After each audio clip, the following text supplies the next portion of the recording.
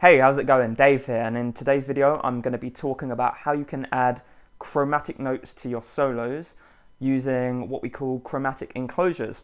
Chromatic enclosure is basically what it says it is. It's, say you have a target note, basically we're going to enclose that note with chromatic notes that are higher and lower than that particular note. This adding of chromatic notes to your solos really adds a jazzier sound to your solos.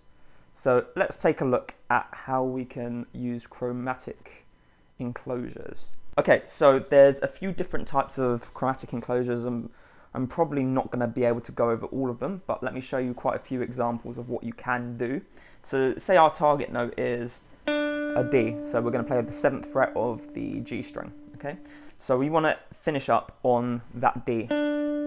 What we can do, instead of just going to that D, we can play the 6th fret, then the 8th fret, and then the 7th fret. And we can do it the other way, so we can do the 8th fret, then the 6th fret, then the 7th fret. So another thing you can do is this one. So we're landing on the 7th fret again, and we start a semitone below our target note.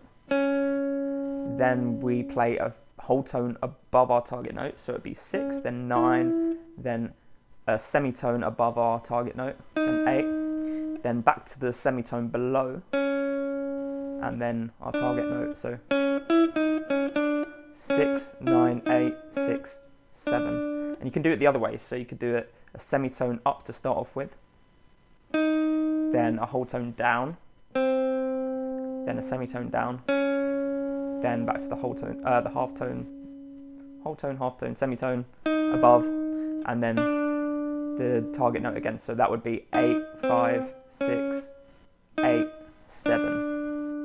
Some other options you've got are to play a whole tone above, then a whole tone below, then a semitone below, and a semitone above. So we'd have 9, 5, 6, 8, 7. And then you can do the reverse of that, so you could do 5, 9, 8, 6, 7. There's other things you can do. You could do 5, 6, 9, 8, 7, or 9, 8, 5, 6, 7. So there's a lot of options there of different chromatic enclosures that you can use. There's a couple of licks I've got for you in the key of A minor. So one's going to be playing an A blues scale lick using chromatic enclosures. Then the other two are just going to be A minor arpeggios in which I've added chromatic enclosures. So let's check out the blues scale lick to start off with.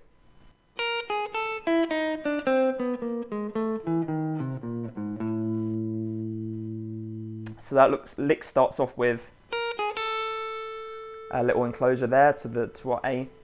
Then we're just running down the blues scale. Then we're going to do another chromatic enclosure to our next root note. And these chromatic enclosures work best when it's a chord tone, especially your root note or your fifth, that you're targeting and you're enclosing.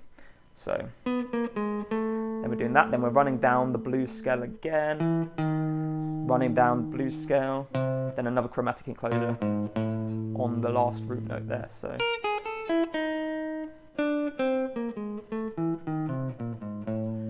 a pretty cool lick there. Then there's another lick, so we'll show you that now. So that was an arpeggio where we started off with an enclosure, go to our third, then the fifth we're going to do a chromatic enclosure, then the 7th, then a chromatic enclosure on the root note. So instead of, we've got,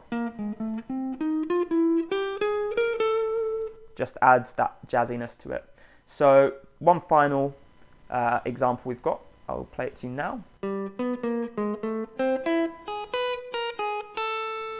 So in that example we started off with quite a long chromatic enclosure, so into our root note. then third, fifth, then the root again. We do a chromatic enclosure onto the root. So those are just some examples of how you can use chromatic enclosures to jazz up your solos, add some chromatic notes in there just to add some more interest. And it can actually add more tension because you're delaying the gratification of that root note or that chord tone that you want to finish your lick on. You can also start your licks with chromatic enclosures as well. That delays the sound of the particular chord that you're playing as well. So lots of options there. Go and try it out. Create your own licks with chromatic enclosures. If you enjoyed this video, please like the video. Let me know what you thought in the comments. If you've got any other video suggestions, let me know in the comments as well. And subscribe to my channel, hit the notification bell as well so you get notified when I release a new video. Anyway, I will see you in the next one.